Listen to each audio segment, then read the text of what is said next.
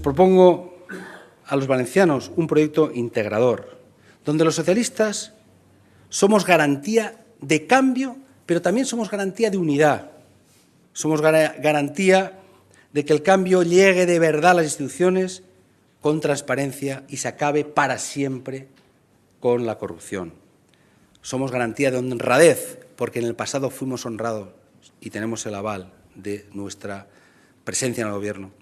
Somos la garantía para que el cambio devuelva la sanidad pública al sector público, que en estos momentos está generando grandes problemas de desigualdad ante la enfermedad. Somos la garantía para que el cambio llegue a los dependientes y por una vez se aplique la ley de dependencia de la Comunidad Valenciana. Somos la garantía para que el cambio llegue a la educación. La educación es nuestra gran prioridad, va a ser nuestra gran prioridad.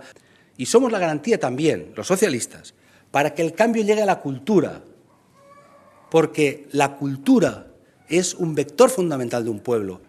Y por eso también somos garantía de que volverá a haber una radiotelevisión pública valenciana de calidad, pero sostenible, sin despilfarro y sin, desde luego, casos como la visita al Papa que nos avergüenzan a todos. En definitiva, somos garantía de que va a haber un nuevo espacio económico de acuerdo con empresarios y sindicatos desde el gran objetivo de país, que es que todos los ciudadanos tienen derecho a tener empleo. Un cambio, además, solvente y, como decimos nosotros, de trellat.